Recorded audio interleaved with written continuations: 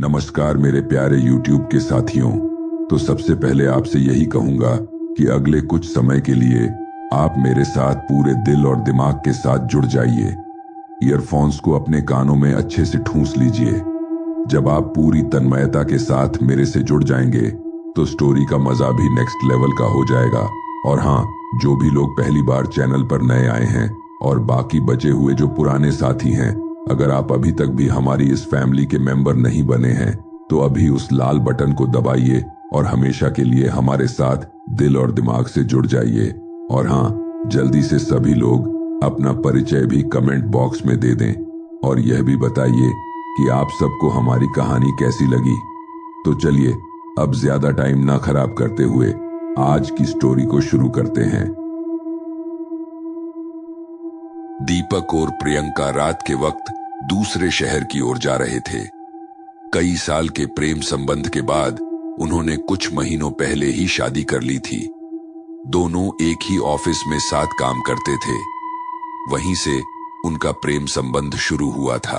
दीपक, तुम कितने पागल हो। तुम्हें पता था हमें जरूरी प्रोजेक्ट के बारे में क्लाइंट के ऑफिस जाना था। अगली सुबह ठीक 10 बजे हमें वहां जाना है और तुम्हारी वजह से हमारी ट्रेन छूट गई। अब कार से जाना पड़ रहा है। डार्लिंग, फिक्र मत करो, हम वक्त पे वहां पहुंच जाएंगे।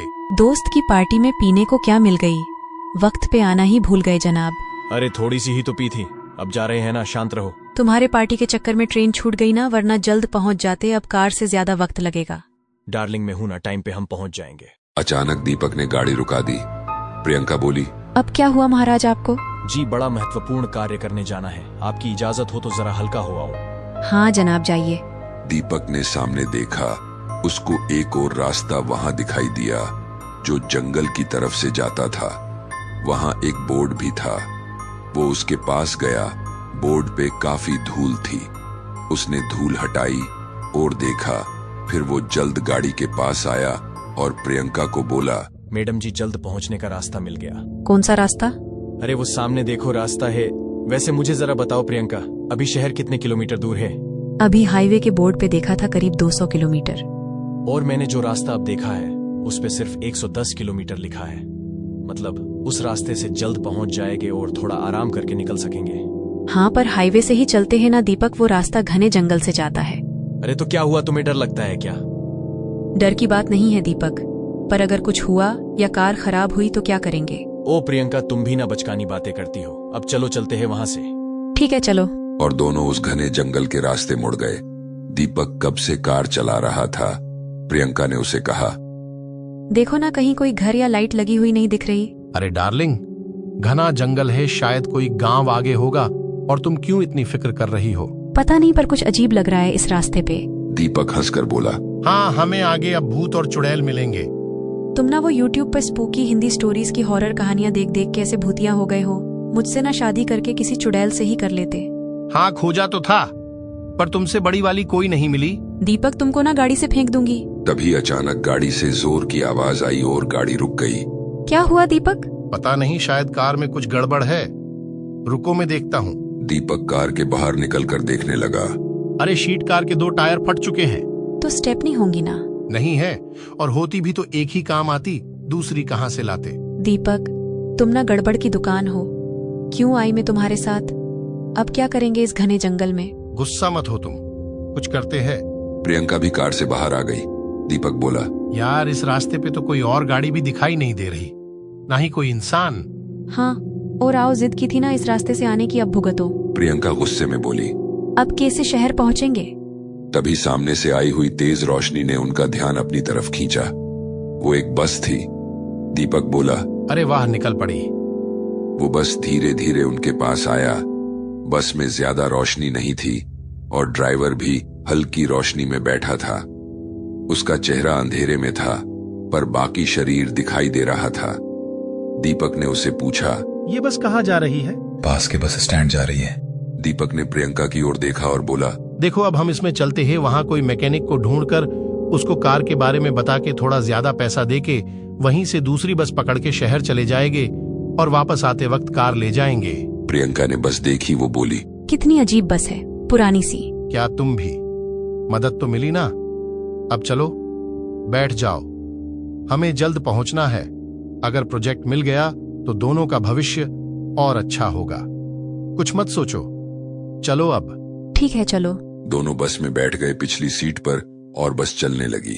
प्रियंका ने बस में नजर घुमाई। देखो ना, कितनी अजीब बात है, बस में सारी महिलाएं हैं और सारी घूंघट डाले कैसे सो रही है। हमें क्या, इससे चुपचाप बैठी रहो। बस में सिर्फ हल्की रोशनी थी कि अचानक सारी लाइट जलने बुझने लगी और सारी महिलाएं जोर से चिल्लाती हुई रोने लगी। दीपक और प्रियंका ये नजारा देख डर गए।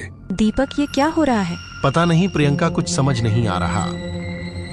तभी सारी महिलाएं उठ खड़ी हुईं और पीछे प्रियंका और दीपक की ओर घूमी। वो दोनों काफी डर गए।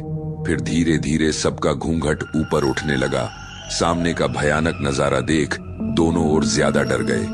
उन्होंने देखा सारी महिलाओं का चेहरा बुरी तरह जला हुआ था और उनकी आंखों से रक्त बह रहा था।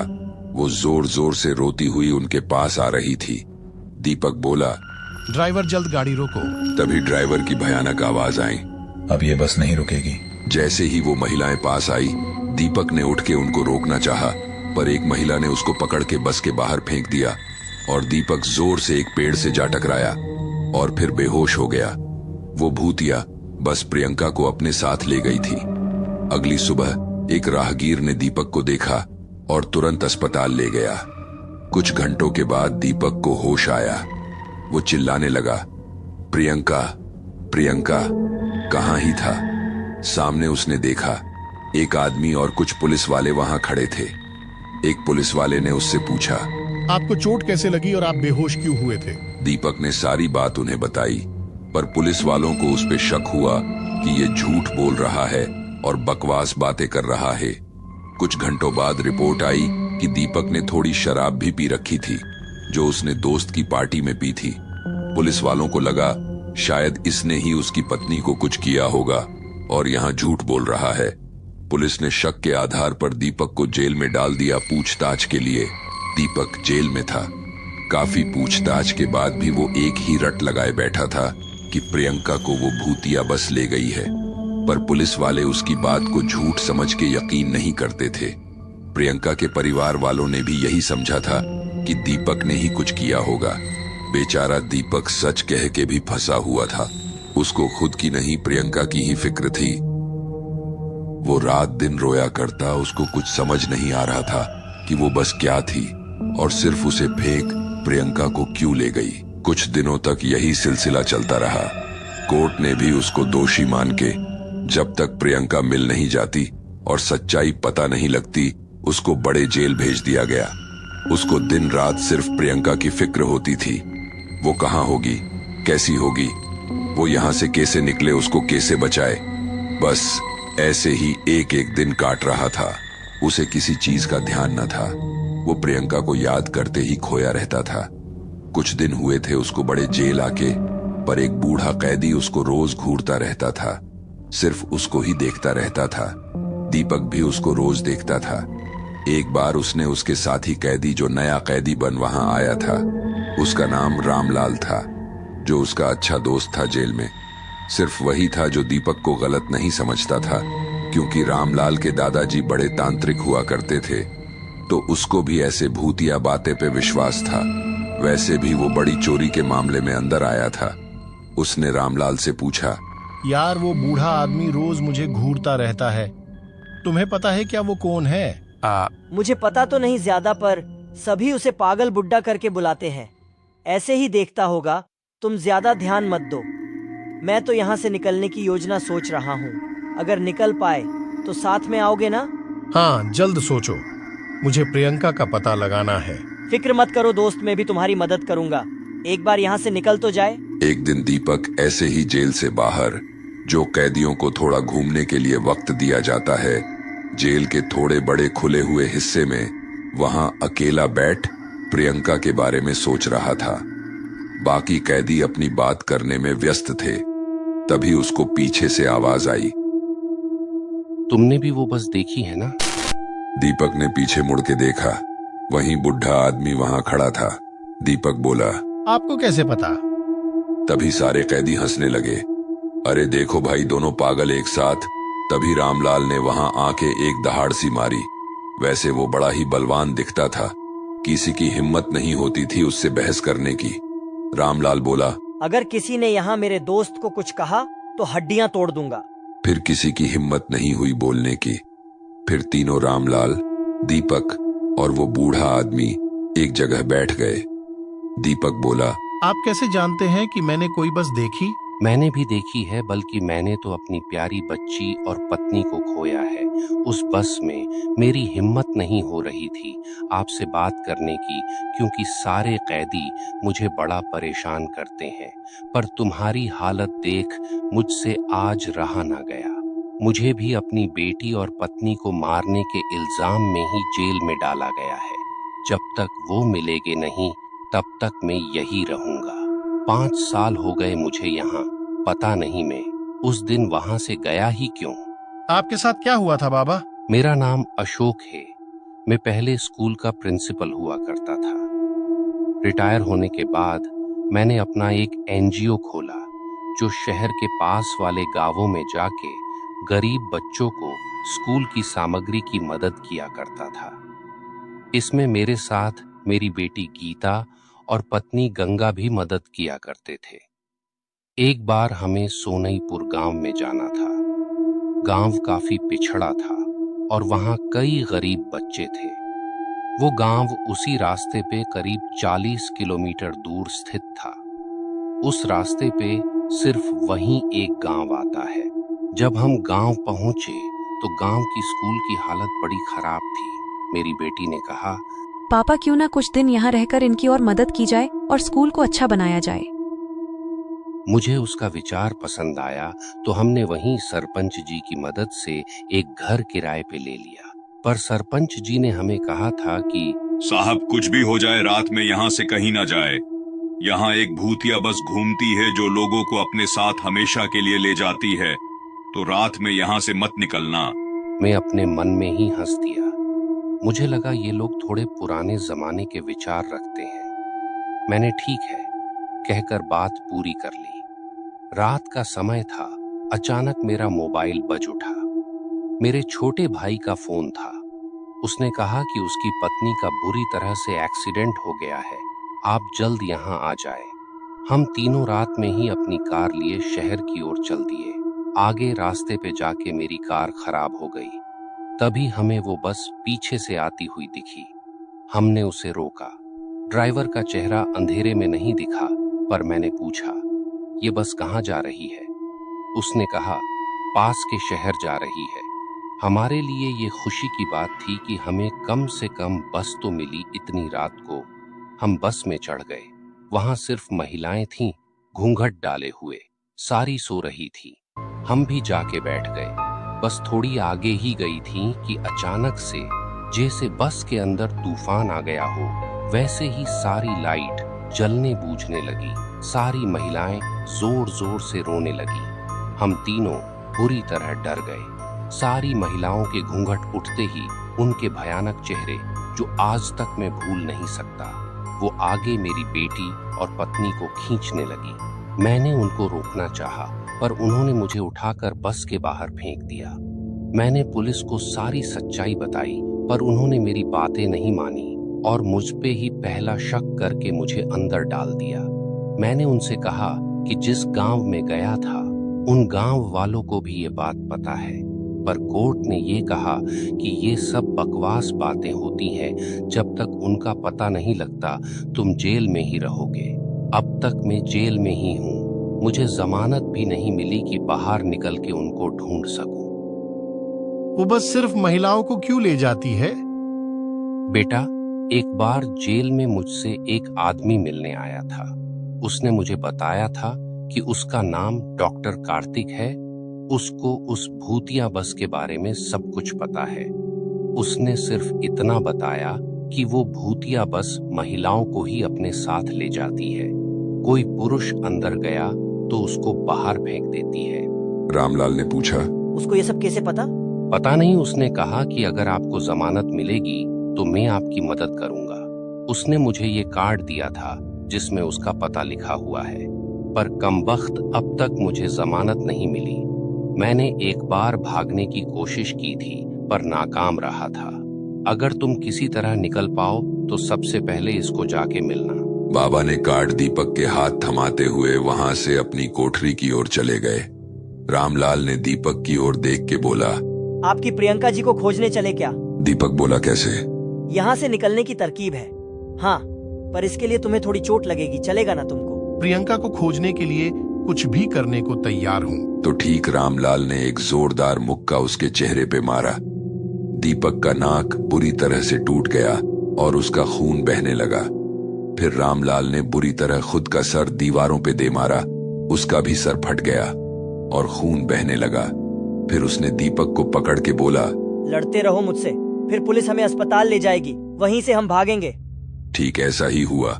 उन दोनों की लहूलुहान लड़ाई देख पुलिस आ गई और दोनों को सरकारी अस्पताल ले गई। योजना के मुताबिक रामलाल ने जेल के बाहर वाले अपने कुछ साथी को भी अपनी योजना बताई थी। वो भी उसकी मदद के लिए आए थे और चुपके से पुलिस की आंखों में धूल झोंक के वो अस्पताल के पीछे से रस्सी के जरिए रामलाल के साथियों ने दीपक और रामलाल को बाहर निकाल लिया। योजना सफल हुई थी। फिर रामलाल और दीपक सीधा डॉक्टर कार्तिक के घर गए। उनका घर शहर से दूर था, जहां ज्यादा लोग रहते ना हो, वहां उनका घर था। दोनों ने घर देखा और दरवाजा खटखटाने लगे, पर दरवाजा पहले ही खुला हुआ था। वो दोनों अंदर गए। उन्होंने देखा घर के आखिरी कोने में कोई अंधेरे में बैठा हुआ सिगरेट फूंक रहा था। दीपक ने पूछा, डॉक्टर कार्तिक?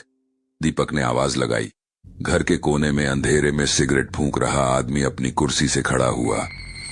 फिर आगे धीरे धीरे दीपक और रामलाल के पास आया। चेहरे पे चश्मा लगाए, पतली मुछे, रंग सावला। उसने रामलाल और दीपक पे एक बाज नजर डाली और बोला, हाँ, मैं हूं डॉक्टर कार्तिक। आपको मेरा नाम और घर की कैसे पता लगा? आप यहाँ क्यों आए हैं? देखिए, भूत प्रेत भगाने के काम अब मैं नहीं करता। मुझे किसी इंसान से बातें नहीं करनी। कृपया यहाँ से चले जाएं। डॉक्टर, हमें बड़ा महत्वपूर्ण काम है आपसे। हम जेल से फरार होके आपके पास आए हैं। क्या? जेल से फरार होके मतलब क्या है तुम्हारा? भूतिया बस। हमें अशोक जी ने आपका पता दिया है। मेरी प्रियंका उस बस में है, इसीलिए जेल से भाग आपके पास आए। दीपक ने सारा किस्सा उसको बताया। रामलाल बोला, जी हाँ, हम सच बोल रहे हैं। डॉक्टर कार्तिक ने उनकी ओर देखा, फिर बोले, आओ बैठ जाओ और फिक्र मत करो। इस जगह ज्यादा कोई नहीं आता, पुलिस को पता नहीं चलेगा। मेरे साथ आओ। डॉक्टर कार्तिक उन्हें एक कमरे में ले गए। कमरे में कई तरह के फोटोज लगे हुए थे। दीपक ने पूछा, जी ये फोटोज? डॉक्टर कार्तिक बोले, ये वो सारी जगहों के फोटोज है जहां मैंने लोगों को भूत, चुड़ैल और प्रेतों से छुटकारा दिलाया है। मैंने एक पैरानॉर्मल एक्सपर्ट हूं। पैरानॉर्मल एक्सपर्ट के साथ साथ में भूत प्रेत भगाने के कार्य भी किया करता हूं।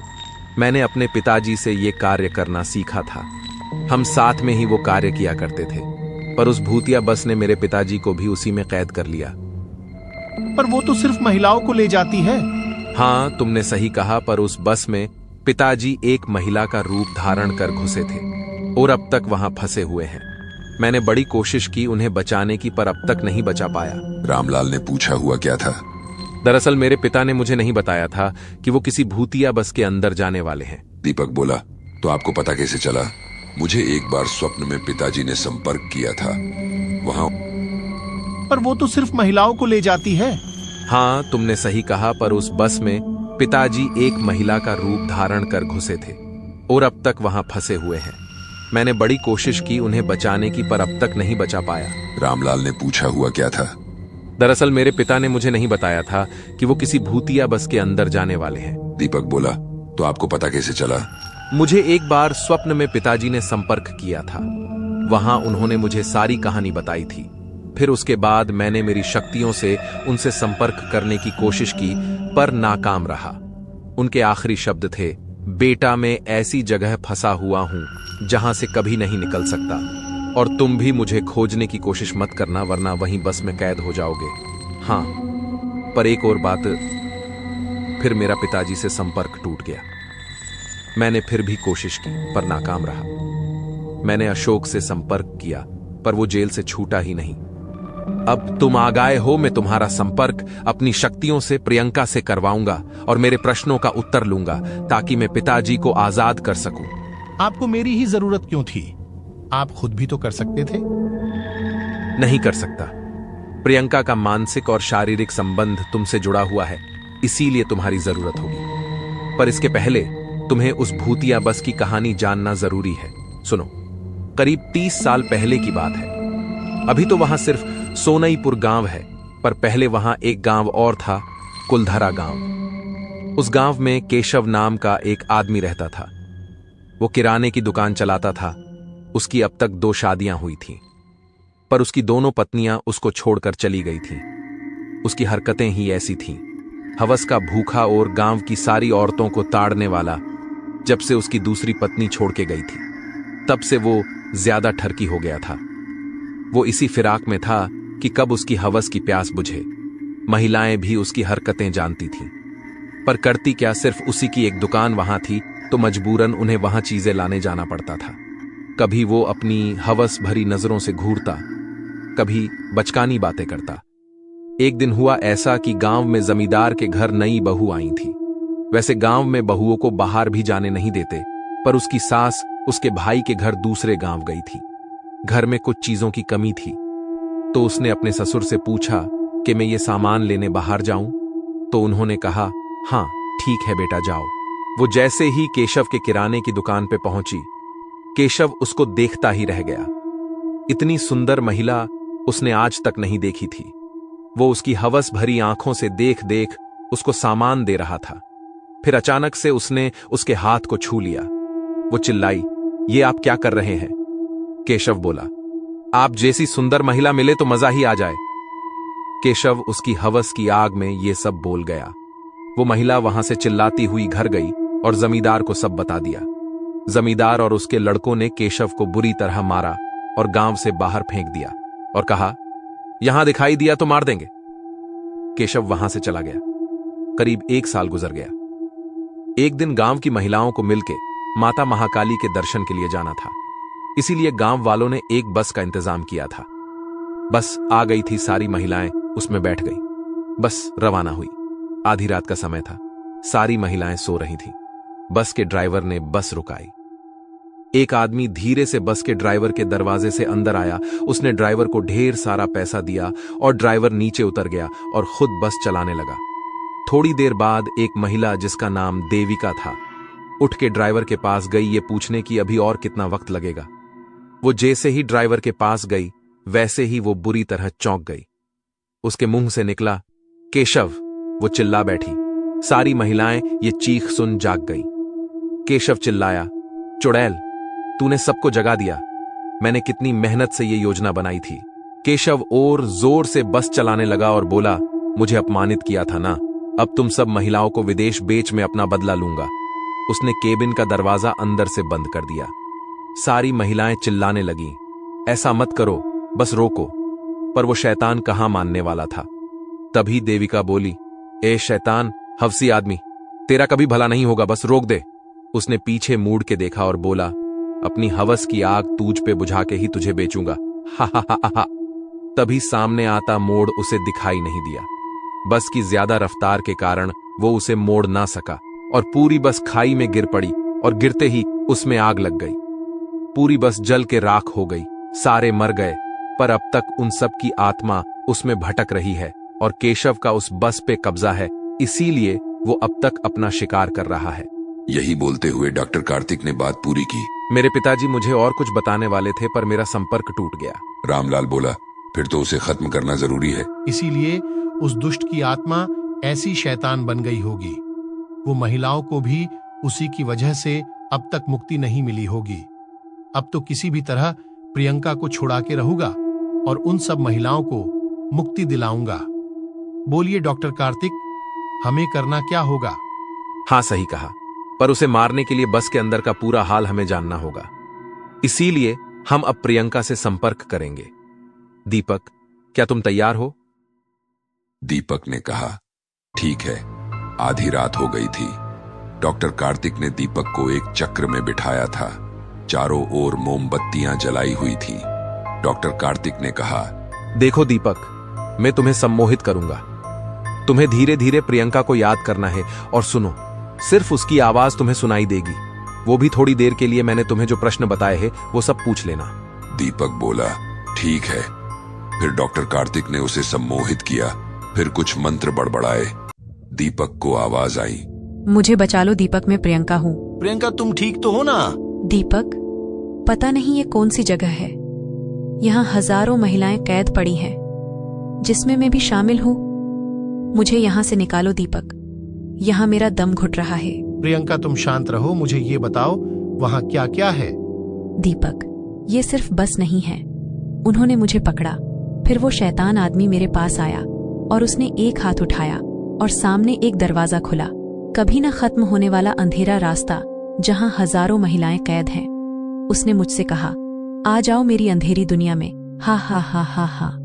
फिर कहा, पूरी दुनिया की सारी महिलाओं को यहाँ कैद कर लूंगा और अपनी एक शैतानी दुनिया बनाऊंगा जहां सिर्फ मैं और महिलाएं होगी।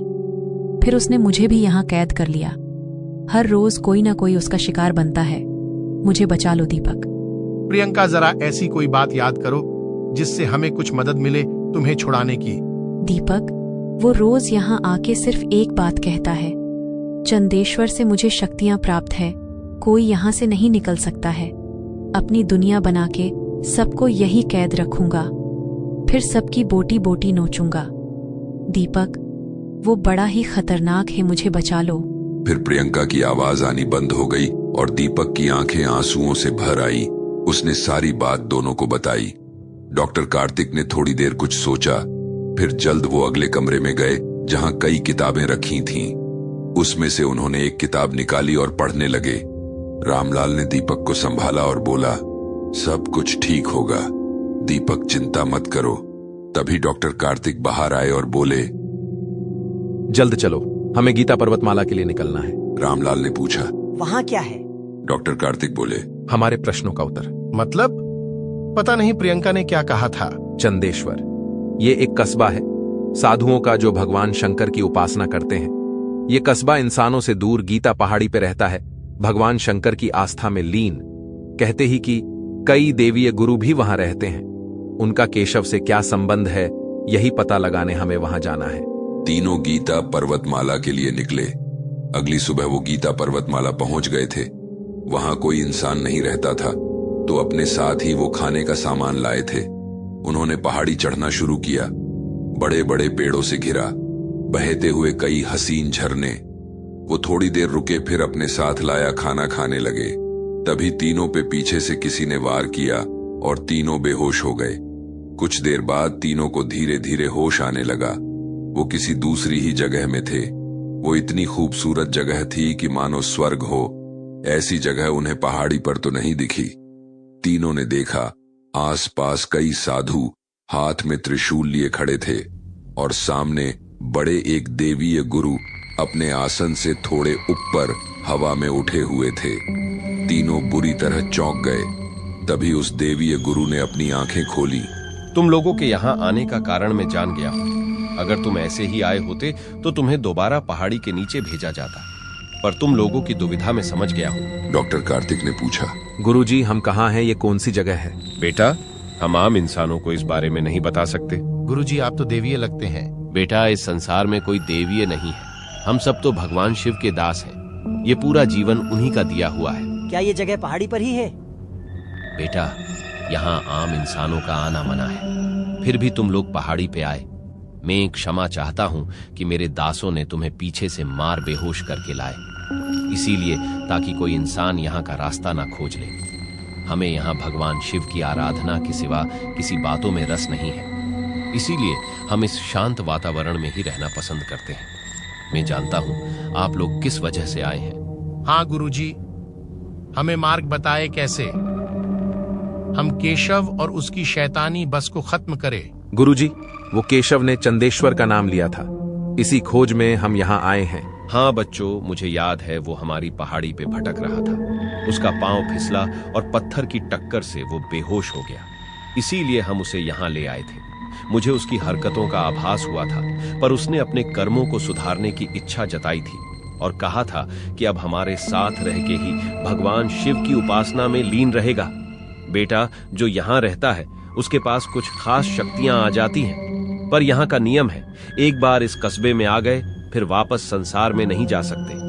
पर वो पाखंडी यहाँ से भाग गया। अब मरने के बाद भी उसकी शैतानी हरकतें शुरू ही है। गुरुजी ने दीपक की ओर देखा। तुम्हारी मन चेतना से मैं महसूस कर सकता हूँ। तुमने अपनी पत्नी से बात की थी। वहां कई मासूम महिलाएं कैद है और कुछ महिलाओं को कैद कर वो अपनी एक शैतानी दुनिया बनाएगा। फिर वो सारी महिलाओं को मार अपनी शैतानी दुनिया में ले जाएगा। बच्चों, अब तुम्हें ही उस शैतान को मारना होगा और मासूम महिलाओं को छुड़ाना होगा। हाँ गुरुजी, इसलिए हमारी सहायता करे ताकि हम उस शैतान को मिटा सके। सुनो बच्चों, तुम्हें बस के अंदर जाने के लिए महिला का वेश धारण करना होगा, जैसे डॉक्टर कार्तिक के पिता ने किया था। और जो बस चलाता है वो असली शैतान केशव नहीं है। उसने अपना एक रूप बना के ड्राइवर की जगह रखा हुआ है। वो केशव जितना शक्तिशाली नहीं है। केशव वहीं कहीं शैतानी दुनिया में छिपा हुआ है। बस में बैठी महिलाएं जो मर चुकी हैं, वो केशव की शैतानी शक्तियों का शिकार है। इन्हें रोकने के लिए तुम्हें हम कुछ पेड़ों की जादुई पत्तियां देते हैं। उन पत्तियों को नमक के पानी में भिगो देना है और वहीं पानी उन आत्माओं पर डालना है। वो सारे दूर हो जाएंगे। फिर बस की दाईं तरफ एक मुड़ी हुई सीट होगी, उसे सीधा कर देना है। फिर वो शैतानी दरवाजा खुल जाएगा और बस रुक जाएगी। सबसे पहले तुम्हें केशव को ढूंढ के मारना होगा। उसके मरने के बाद सारी महिलाएं अपने आप मुक्त हो जाएंगी। फिर सारी महिलाओं को तुम्हें निकाल लेना है। केशव को मारने के लिए एक जादुई त्रिशूल देता हूं। तुम्हें ठीक उसके मस्तिष्क के बीचों बीच मारना है। पर याद रखना, वो बड़ा चालाक है, इसीलिए सावधान रहना। सारी महिलाओं को निकालने के बाद तुम्हें एक गुप्त मंत्र बोलना है और बस के बाहर आ जाना है। बस की सारी आत्माओं को मुक्ति मिल जाएगी और बस भी मिट जाएगी। पर याद रखना, केशव तुम्हें उस शैतानी दुनिया में भटकाने की कोशिश करेगा। अगर तुम फंसे, फिर तुम भी उसी बस में कैद हो जाओगे।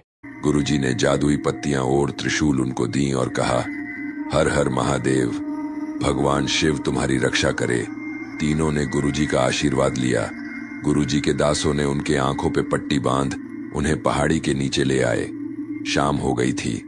वो तीनों उस भूतिया बस के रास्ते की ओर रवाना हुए। आधी रात हो गई थी।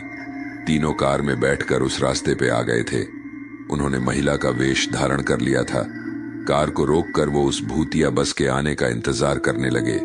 तभी बड़ी लाइट्स की रोशनी उन पे आके गिरी। वो भूतिया बस आ रही थी।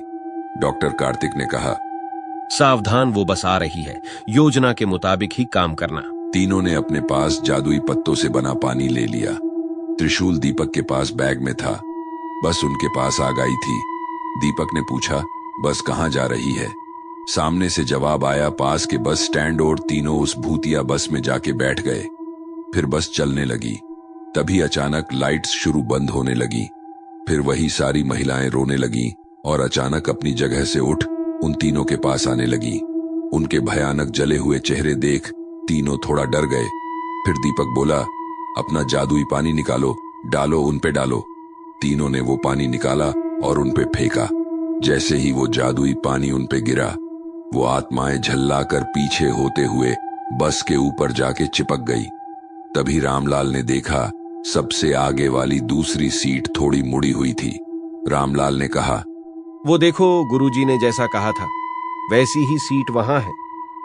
तीनों आगे बढ़े। अजीब सा भयानक सन्नाटा था उस जगह पर। आगे जाने पर उन्हें दो रास्ते दिखाई दिए। तीनों रुक गए। डॉक्टर कार्तिक, रामलाल और दीपक, तुम दाएं ओर जाओ, मैं बाएं ओर जाता हूं।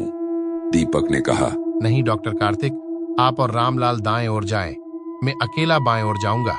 रामलाल ने कहा, दीपक सही कह रहा है।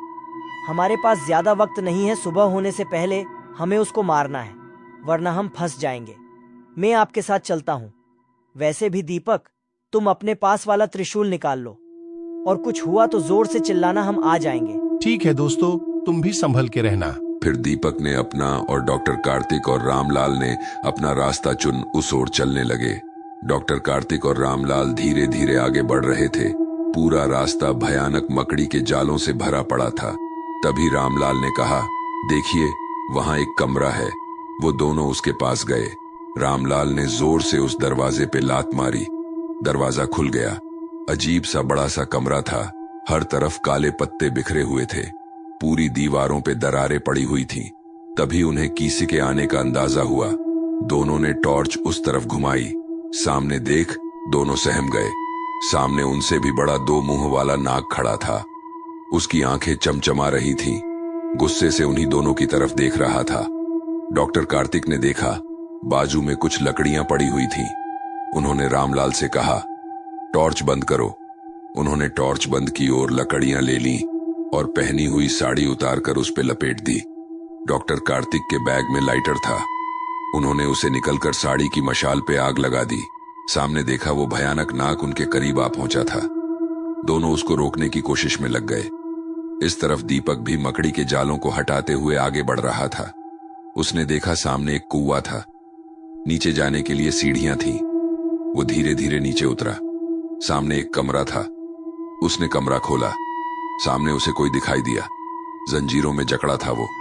उसकी हालत खराब थी। दीपक आगे बढ़ा। अपना त्रिशूल निकाल जैसे ही जंजीरों पे वार किया, वो टूट गई। अपने बैग में रखी पानी की बोतल निकाल उस आदमी को पिलाया। अब उस आदमी की हालत थोड़ी ठीक थी। दीपक ने कहा, आप कौन हैं? उसने बताया वो इस भूतिया बस के बारे में जानने महिला का वेश धारण कर यहां आया था, पर उस शैतान ने मुझे यही कैद कर लिया। दीपक ने पूछा, क्या आप डॉक्टर कार्तिक के पिताजी हैं? उसने उत्सुकतावश कहा, हाँ, तुम्हें कैसे पता? दीपक ने सारी बातें उसे बताई। उसने कहा, चलो, मुझे पता है वो शैतान कहाँ है। मुझे मेरे बेटे को भी देखना है।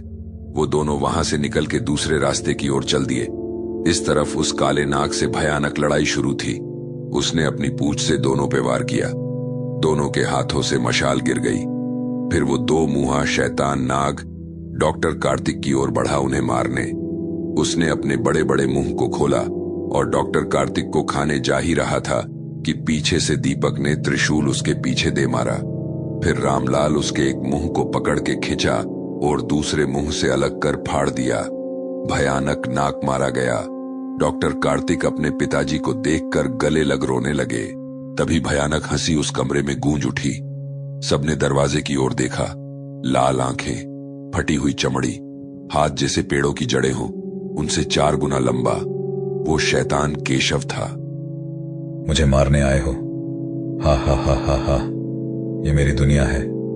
यहां रखी महिलाएं मेरी है और मैं इन्हें किसी को ले जाने नहीं दूंगा। दीपक ने भी त्रिशूल हाथ में लिए हुंकार भरी। शैतान मासूम महिलाओं पे अत्याचार करने वाले दरिंदे, आज तुझ जैसे पापी शैतान से हम सब महिलाओं को तुम्हारे जंजाल से बचाएंगे। दीपक ने जैसे ही त्रिशूल उसकी तरफ फेंकना चाहा, ये क्या? वहां एक नहीं बल्कि 100 से भी ज्यादा केशव थे। चारों अचंभित हो गए। सारे के सारे केशव ने उन पे हमला कर दिया। वो सारे शैतान बुरी तरह उनको मार रहे थे और जोर जोर से हंसे जा रहे थे। उनका जादुई पानी भी खत्म हो गया था। दीपक अपने त्रिशूल से उनको बचाने की कोशिश कर रहा था। भयानक मंजर खड़ा हो गया था। उनके भयानक हाथों में डॉक्टर कार्तिक, उनके पिताजी और रामलाल फंस चुके थे। अब सिर्फ दीपक के सामने सारे घेरा बनाकर उसे उकसा रहे थे ताकि दीपक के हाथों से त्रिशूल गिर जाए और उसे भी पकड़ लिया जाए। दीपक ने आंखें बंद की और भगवान शिव का स्मरण किया। फिर ठीक से ध्यान केंद्रित करके देखने लगा। सारे एक जैसे लग रहे थे, पर उनमें से एक था जिसकी आंखों में ज्यादा ही लाल चमकती रोशनी दिखाई दे रही थी। उसने हर हर महादेव बोलकर उस तरफ त्रिशूल को फेंका। वो त्रिशूल जाके उसके मस्तिष्क में घुस गया। सारे शैतान केशव की छायाएं मीट गई और त्रिशूल जाके ठीक असली शैतान केशव को लगा था। त्रिशूल लगने से वो चिल्लाने लगा, चीखने लगा, फिर बुरी तरह भस्म हो गया। सारे शैतानी दरवाजे खुल गए जहां से कई सारी महिलाएं मुक्त हो गई थीं। फिर चारों बाहर आए। उन सारी महिलाओं में प्रियंका भी थी। दीपक ने उसको देखा। उसने भी दीपक को प्यार से रोते हुए गले लगा लिया। दीपक ने शैतानी दरवाजा खोलकर उन आत्माओं को त्रिशूल से दूर कर सबको भूतिया बस के बाहर निकाला। फिर गुरुजी के बताया मंत्र बोला और नीचे उतर गया। पूरी बस जल के खाक हो गई। उन मासूम महिलाओं की आत्माएं आकाश की ओर जाती हुई सबको दिखाई दी। सभी मुस्कुरा रही थीं। उन्हें मुक्ति मिल गई थी। फिर सारी बचाई हुई महिलाओं को उनके घर सही सलामत पहुंचा दिया गया, जिसमें अशोक की पत्नी और बेटी भी थी। कुछ दिनों बाद कोर्ट ने प्रियंका मिल जाने के बाद दीपक को रिहा कर दिया, पर रामलाल को जेल में अभी भी 1 साल रहना था। दीपक ने उससे पूछा था, तुमने चोरी क्यों की थी? उसने कहा था, एक गरीब बच्ची के इलाज के लिए उसने चोरी की थी। वो खुश था, भले उसको सजा हुई थी, पर उसने उस गरीब बच्ची की जान बचाई थी। अशोक को भी जेल से रिहा कर दिया गया था। उसकी पत्नी और बेटी उसे फिर से जिंदा मिल चुके थे। सजा काटने के बाद उसे अपने साथ काम पे रखने का दीपक ने वादा किया और उस बच्ची की देखभाल का भी। दीपक और प्रियंका अब अपनी जिंदगी में खुश थे। डॉक्टर कार्तिक और उसके पिताजी अब भी भूत प्रेत से मासूम लोगों को बचाते हैं। आज की हमारी यह स्टोरी यहीं पर कंप्लीट होती है और मुझे आप लोगों पर पूरा यकीन है कि यह स्टोरी आपको काफी पसंद आई होगी। हालांकि मैं यह भी जानता हूं कि काफी कम लोग ऐसे होते हैं जो आखिर तक स्टोरी को सुन रहे होते हैं।